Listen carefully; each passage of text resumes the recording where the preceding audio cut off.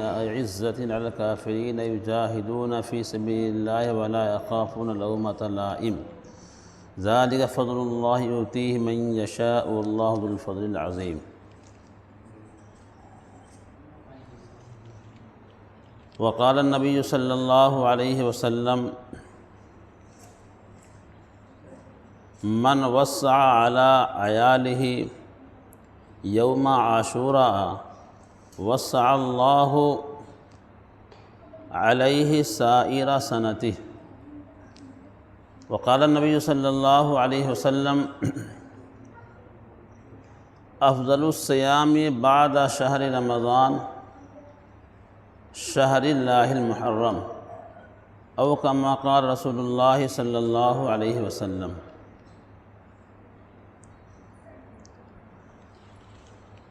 معزز سامعین کرام، علماء عظام اور گھر کے اندر بیٹھی ہوئی پردہ نشین ماؤں اور بہنوں،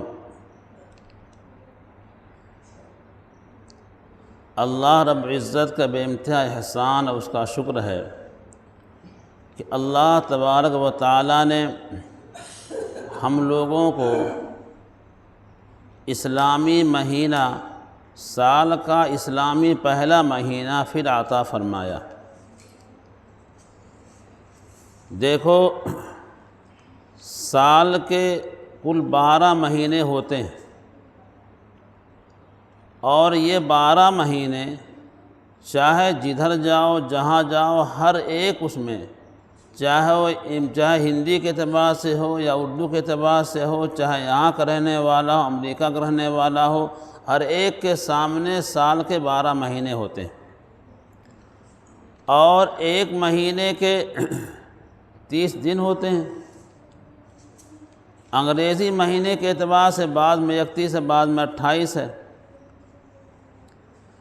لیکن بتانا یہ ہے کہ اسلامی مہینہ جو پہلا مہینہ ہوتا ہے، اسلامی مہینے کی جو ابتدا ہوتی ہے وہ محرم الحرام کا مہینہ ہے۔ اس وقت آج محرم کی 8 تاریخ ہے، کل 27 تھی۔ ہم لوگ بچپن میں سنتے تھے 27 ہے اور 27 میں جھنڈی خوب اٹھائے ہیں، کیونکہ پنکھوں والے رہنے والے وہاں کے لوگ رنگین ہیں بھائی تھوڑا سا، اس لیے رنگ برنگ میں ہم بھی چلتے تھے پورے۔ تو اور تاشا بھی بجائے ہیں، اس میں کوئی قباحت نہیں تھی، بچے تھے ہم لوگ، مزہ لیتے تھے، تاشا بجاتے تھے، ڈھول بھی ڈھول مار دیا کرتے تھے۔ لیکن جب شعور بیدار ہوا، مدرسے کی لائن میں آئے تو سمجھ میں آیا کہ یہ بالکل خرافات ہے، واہیات کام ہے جس کو نہیں کرنا چاہیے۔ خیر، تو میں کہنا چاہ رہا ہوں کہ ہم لوگوں کا اسلامی مہینہ جو سال کا ہے وہ پہلا مہینہ محرم الحرام ہے، تو گویا کہ سال کا جب یہ پہلا مہینہ ہے تو یہی مہینہ اس لائق ہے کہ ہم اور آپ مسلمان ہونے کی حیثیت سے مبارکباد اگر دیں تو اسی مہینے کی مبارک دیں، اس مہینے کی نہ دیں جو مہینہ انگریزی سے شروع ہوتا ہے جن کا نام جنوری ہے۔ جنوری کے مہینے میں لوگ مبارکباد دیتے ہیں اور ایک دوسرے کو خوش آئین بات پہنچاتے ہیں، ایک دوسرے کی عمر کی دراز ہونے کی دعائیں کرتے ہیں اور نہ جانے کیسے کیسے واہیات اور خرافات کرتے ہیں جس کو آپ نے اپنی آنکھوں سے دیکھا ہے اور دیکھ رہے ہیں۔ جنوری میں نہ جانے کیسے کیسے خرافات ہوتے ہیں، یوں لگتا ہے کہ یہ مہینہ اسی لیے شروع ہوا کہ اس میں جانور بن جائیے، تو جنوری یہ جانور سے ہی ہے، جانور بن جاتے ہیں لوگ۔ بوائے فرینڈ گرل فرینڈ کا ایسا سلسلہ شروع ہوتا، کتنے واہیات کام ہوتے ہیں، کتنی بے حیائیں ہوتی ہیں۔ ماں باپ کے آنکھوں پر ایسا پردہ پڑ جاتا ہے کہ ماں باپ کی آنکھیں بند ہو چکی ہوتی ہیں، بیٹیاں اپنے گرل فرینڈ کے ساتھ، وہ بوائے فرینڈ کے ساتھ جا رہی ہے اور بوائے فرینڈ گرل فرینڈ کو اپنے ساتھ گھر سے آ کے لے جا رہا ہے۔ ہم اس پر خوش ہیں کہ ہماری بچی اپنے بوائے فرینڈ کے ساتھ گئی ہے کہاں، پکنک منگانے۔ پکنک میں کیا کری بھائی؟ یہ مثل مشہور ہے کہ آگ اور پٹرول اکٹھا ہو جائے تو اس میں آگ لگ کر رہے گی۔ گاڑی کا انجن بہت نیچے ہوتا ہے اور اس کے تیل کا انتظام بہت اوپر ہوتا ہے، بیچ میں اتنا خلا ہوتا ہے کہ اس کی تپش وہاں پہنچتی نہیں، لیکن ذرا سا اگر تپش پہنچ جائے تو آگ لگ جائے گی۔ آپ جانتے ہیں خالی آگ دکھانے کی ضرورت ہے، پٹرول پکڑ لیتا ہے۔ اللہ کا نظام یہ ہے کہ اللہ تعالیٰ نے عورت اور مرد کا نظام ایسا بنایا ہے کہ اس کے اندر بے انتہا خواہشات جنم لیتی ہیں۔ ایک عورت کے اندر خواہشیں 70 گنا ہوتی مرد کے مقابل میں، لیکن اللہ تعالیٰ نے ان کو ایسا باحیا بنایا ہے، چاہے وہ کسی بھی مکتبہ فکر سے کسی مذہب تعلق رکھنے والی ہوں، اپنے حیا کے دامن کی وجہ سے وہ اپنی باتوں کو ظاہر نہیں کر پاتی ہیں، لیکن بے شرمیاں اور جو ان کے اندر ایک قسم کی وہ ہوتی ہے، چاہت ہوتی ہے، بے انتہا ہوتی ہے۔ اب بتاؤ جب یہ ہماری بیٹیاں اپنے دوستوں کے ساتھ گھومنے ٹہلنے جائیں گی تو کیا ہوگا؟ وہی ہوگا جس کو ہم لوگ اپنے آنکھوں سے دیکھتے ہیں۔ آئے دن تماشا ہوتا ہے کہ فلاں بچی فلاں کے ساتھ بھاگ گئی، کس کے ساتھ بھاگی ہے؟ ارے بھائی اپنا کوئی ہوتا تو برداشت کر لیتا، لیکن غیر کے ساتھ بھاگ گئی۔ غیر کے ساتھ بھاگی تو کیا کرو گے بھائی؟ آپ واہ وائلہ کرو گے، شور مچاؤ گے، اور آپ کی سنی بھی نہیں جائے گی، اس لیے کہ آپ کی کوئی اہمیت ہندوستان میں ہے ہی نہیں۔ پولیس بھی حکومت کے بالکل شانہ بشانہ کھڑی ہے، حکومت جو چاہتی چاہے غلط ہو یا صحیح، پولیس وہی کرتی ہے۔ آپ لاکھ چلائیں، لاکھ اپنی طاقت کا استعمال کریں، زبان کا استعمال کریں گے، مارے جائیں گے، علاج آپ کیا جائے گا۔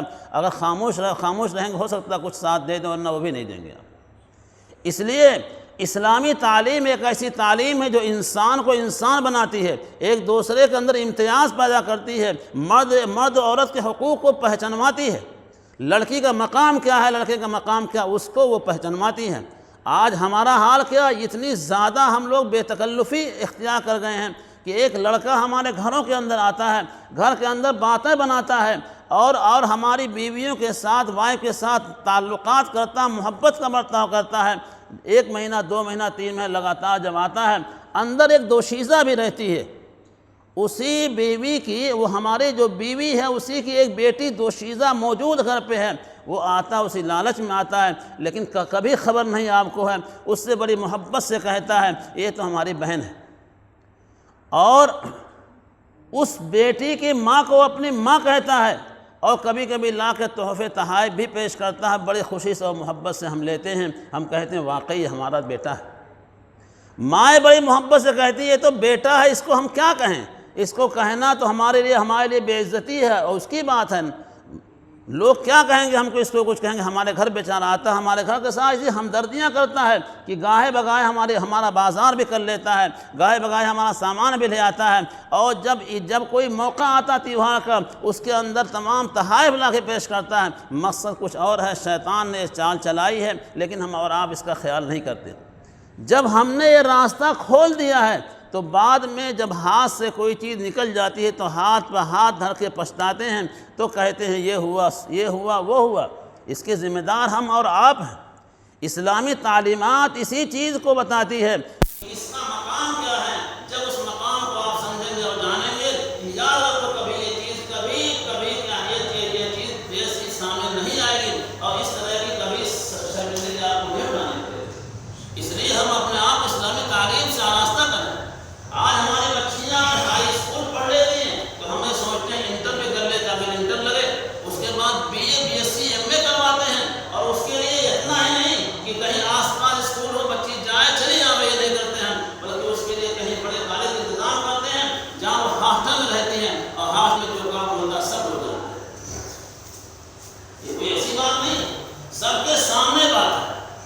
ہاسٹل میں رہنے والی لڑکیاں آپس میں تعلقات بنا لیتی ہیں، اور آپ کو آسانی رہتی ہے کہ بھائی رشتہ اور محبت کی وجہ سے جب آپ سمجھتے ہیں کوئی رشتہ کر لیں کسی لڑکے سے، اور دیکھا بھائی کھانا عالم صاحب کرنا نہیں کوشش کرتے ہیں، اور دیکھا وہ ٹوپی کرتے بعد لڑکی نے فوراً نظر کر دیا، نہیں اب سمجھ میں نہیں آیا،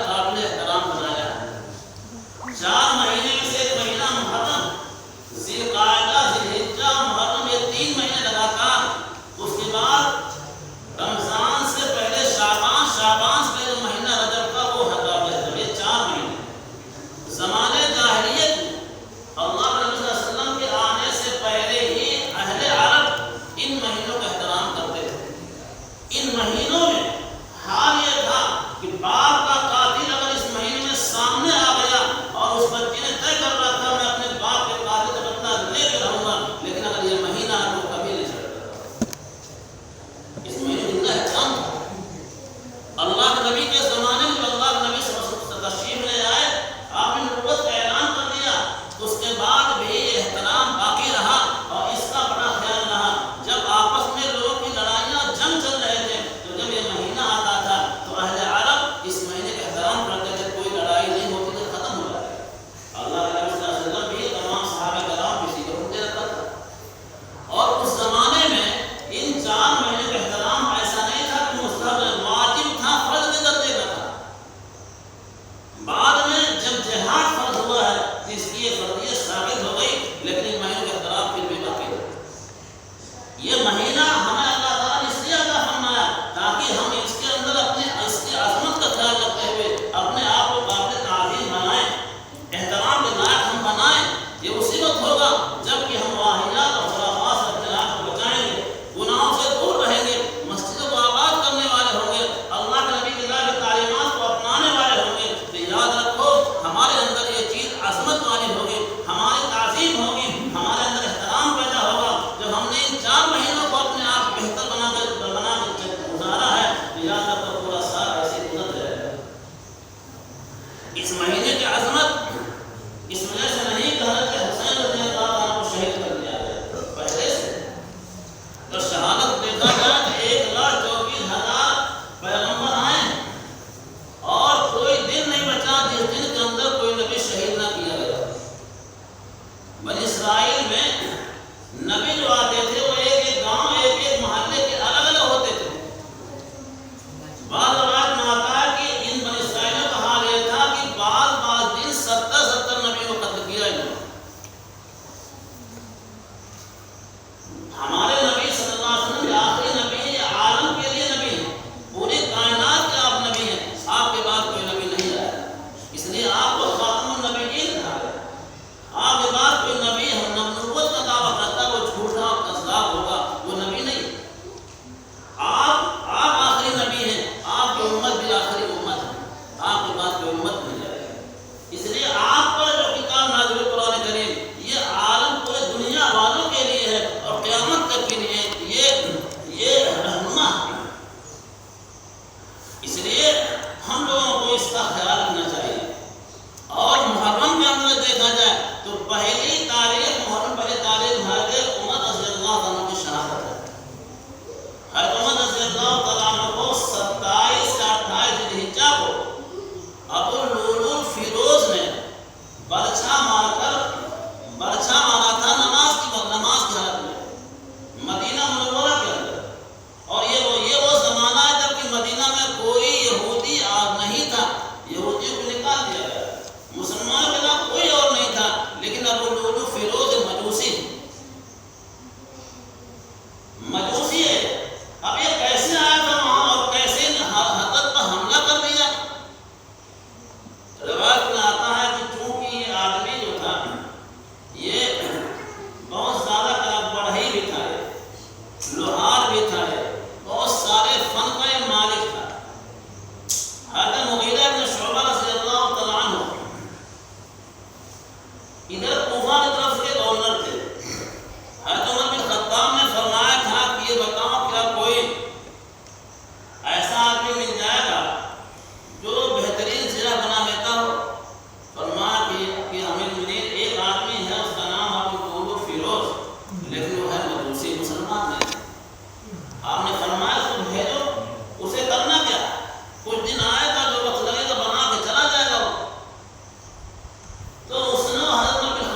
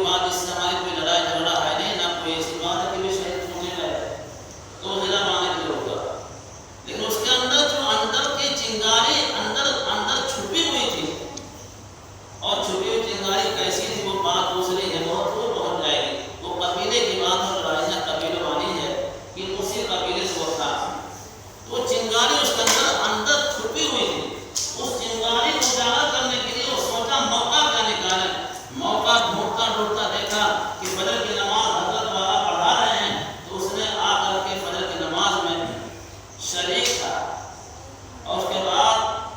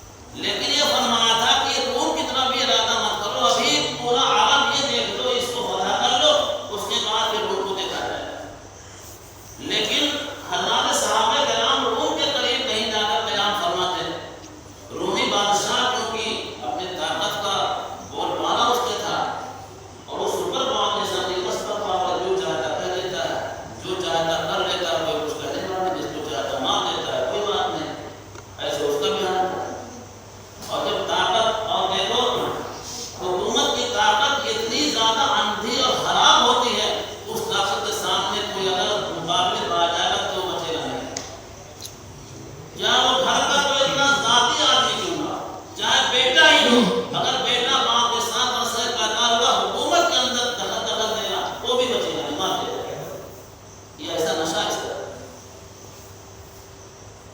تو عمر بن عاص رضی اللہ عنہ نے حضرت عمر بن خطاب فرما میں بنید روم کے لوگوں کا حال یہ ہے کہ یہ لوگ جو ہے ہم لوگوں کو چھیڑتے رہتے، کبھی کوئی فوجی دستہ آتا ہے وہ ہم لوگوں کو پریشان کرتا ہے، اسلام پر کیچڑ اچھالتا ہے اور ہمارے نبی کو برا بھلا کہتا ہے، یہ سب باتیں کہاں در بردا کی جائیں گی، جی چاہے گا جو ہوگا سو ہوگا ان سے مقابلہ کر رہے ہیں۔ مگر خطاب نے فرمایا کہ نہیں بھائی بے ارادہ نہ کرو۔ ایک صحابی کو بطور رسول کے ایلچی کے بھیج کر ہاتھ چل رہے، ایک صحابی جاتے ہیں اس بادشاہ کے پاس، اس تجرد کے پاس جاتے ہیں، اس کے بعد سلام دعا کے بعد پوچھتے ہیں کون ہو؟ کہا میں صحابی رسول ہوں، امیری کی طرف سے آیا ہوں، آپ سے ملاقات کے لیے آیا۔ کیوں آئے ہو؟ کہا ملاقات کے لیے آیا، کچھ ہاتھ چل لینے کے لیے آیا۔ تو اس نے کہا اچھا ہے، اتنی تمہاری ہمت میرے پاس ملاقات کے لیے، وہ بھی مسلمان، میرے پاس ملاقات کے لیے اتنی ہمت تمہاری ہوئی ہے؟ اس کے بعد فوجی کو بلایا، کہا ایک کام کرو، ٹوکرے میں مٹی بھرو اور مٹی بھر کے سب رکھوا دیا تھا، سب رکھ کو اسے لے جاؤ اپنے بادشاہ کے سامنے پیش کرنا کہ یہ وہاں کے بادشاہ مٹی دے مٹی دیا۔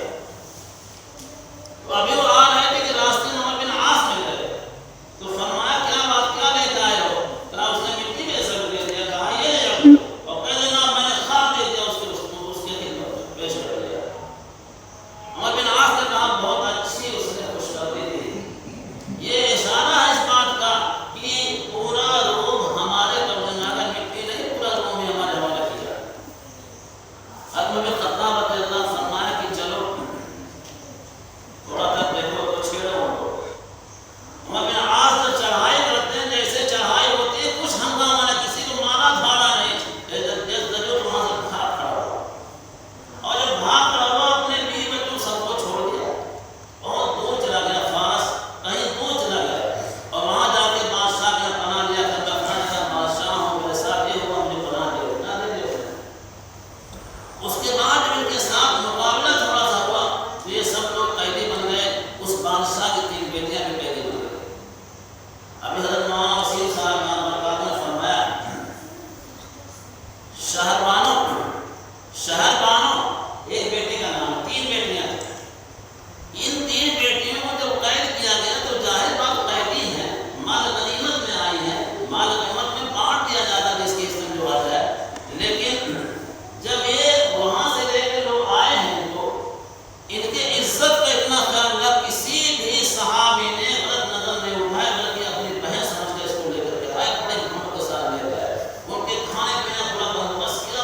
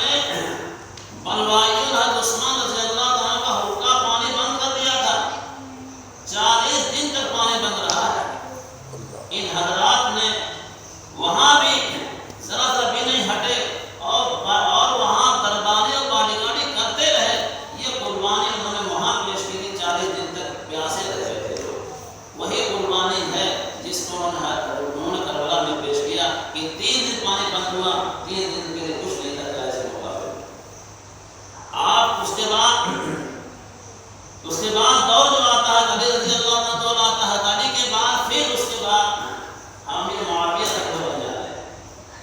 امیر معاویہ کے بعد یزید بنتا ہے. یزید کے خلافت پر حضرات حسنین نے بیعت نہیں کیا. ان لوگوں نے کہا کہ یہ خلافت کا ہے نہیں. اس کے بعد عرصہ حیات مدینہ میں کم ہونے لگا تو حسین رضی اللہ عنہ وہاں چلے آئے, مکہ چلے آئے. حضرت علی رضی اللہ عنہ اپنے زمانے خلافت میں کوفہ کو اپنا دارالسلطنت بنا رکھا. کیوں؟ اس لیے کہ اس وقت تک چونکہ وہ فتوحات مدہ بہت ہو چکا تھا. 22 لاکھ مربع میل پر عمر بن خطاب رضی اللہ عنہ حکمراں تھے, وہ ہو گئے تھے. اتنا بڑا رقبہ تھا تو کوفہ سے یہاں وہاں جانے کے راستے بہت آسان تھے. سیدھے ادھر سے ادھر جانے بہت آسان تھا اور آپ نے وہاں بنا لیا ہوتا. لیکن کوفیوں کے اندر منافقانہ چال تھی. اس کو انہوں نے دیکھا تو وہاں سے اپنے آپ کو پھر ہٹایا حضرت علی نے اور وہاں چلے آئے مدینہ منورہ. لیکن پھر حضرت علی کا انتقال ہو جاتا ہے. حضرت یزید جب بنتا ہے اس کے بعد عمر بن حضرت حسین جو ہے جب مکہ پہنچتے ہیں اور وہاں اس لیے پہنچ جاتے ہیں کہ یہاں حرم شریف ہے, یہاں ہماری حفاظت ہے, ہمیں کیا جو سب پڑھنے میں. اس کے بعد وہ ہمارے خطوط آتے ہیں. اتنے خطاطی اتنے تاریخ کے اندر لکھا ہوا کہ 18,000 خطائیں 5 دن کا 5 مہینے میں 18,000 خطائیں بوریاں بڑی ہوئی تھی. حضرت حسین رضی اللہ عنہ کو یہ لکھا تھا لوگوں نے کہ آپ تشریف لائیے, ہم آپ کے ہاتھ میں بیعت کریں گے اور آپ کا پیغام یہاں عام کریں گے. دین اسلام کو عام کیا جائے گا اور یہاں ایک طرح تعلق قائم کیا جائے گا. ایسی مثال پیش کی جائے گی جو مثال حضرت خطاب نے پیش کی وہ کیا جائے. تو آپ کا ذہن بنا کہ چلو چلتے ہیں. لیکن جب جانے کا ارادہ کیا تو عبداللہ بن زبیر, دوسرے عبداللہ بن عمر, عبد الرحمن بن ابی بکر, یہ حضرات تھے. اور بس رضی اللہ عنہ کو صحابہ کہتے تھے. حضرت عباس رضی اللہ عنہ کے صحابہ تھے, عبداللہ بن عباس عبداللہ تھے. ان لوگوں نے بہت سمجھایا. عبداللہ بن زبیر سے ان کا کوئی خاص رشتہ نہیں تھا, لیکن عبداللہ بن عمر کا خاص رشتہ تھا, بہت خاص رشتہ تھا. انہوں نے بہت سمجھایا کہ مت جائے وہ ایسے ہوتے ہیں ویسے ہوتے ہیں. تو اگر آپ نہیں مانتے ہیں تو ایسا کیجیے, آپ اپنے پاپنے سے پہلے ایک آدمی کو بھیج کر وہاں کے ہاتھ چل دے دیجیے. واقعہ بہت لمبا ہے. انہوں نے اپنے چچا داد بھائی مسلم بن عقیل کو بھیجا. جب وہ پہنچتے ہیں وہاں مسلم بن عقیل تو وہاں پر پہنچ کر کہتے ہیں کہ بھائی میں حضرت حسین رضی اللہ عنہ کا ایلچی ہوں اور مجھے بھیجا ہے اور آپ لوگ میرے ہاتھ پر ان کے لیے بیعت کر لو. اس وقت میں 80,000 لوگوں نے بیعت کی تھی. 1 لاکھ کے لوگ پہنچ چکے تھے. اور جب آپ نے نماز پڑھائی ہے ظہر کی نماز, اس وقت میں 40,000 لوگ آپ پیچھے تھے. اثر پڑھائی ہے تو اس وقت 18,000 تھے. اور یہ بات اس وقت کی ہے جب یہ سب ہو چکا اور اتنے لوگ خلیفہ بیعت ہو گئے. انہوں نے خط لکھا حسین کے لیے کہ راستہ ہم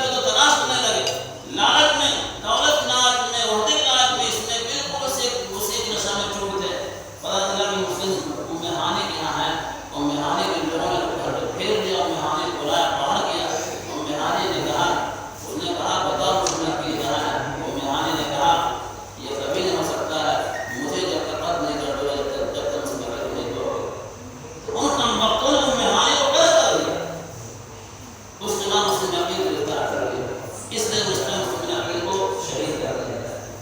اس کے بعد اللہ کے نبی حضرت حسین رضی اللہ عنہ بعد معلوم ہوا راستے میں ایسا ہو گیا، آپ واپس ہونا چاہے، آپ نے کہا اپنے لوگوں سے، آپ کے ساتھ 72 لوگ تھے، خاندان 72 لوگ، بچے بیوی بہن یہ سب تھے، بھتیجے بھی تھے، کہا بھائی دیکھو یہ حادثہ ہو چکا، میرے لیے بہت مشکل ہو گیا ہے اور میں بچا نہیں پاؤں گا، جس کا جی چاہے آزاد جا سکتا ہے واپس، کوئی نہ میرے ساتھ جاؤ۔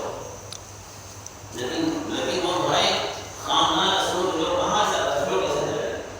اس طرح سے پھر اس کے بعد کربلا کے اندر واقعہ پیش آیا، آپ کو اور آپ کے ساتھ 72 لوگوں کو شہید کر دیا گیا۔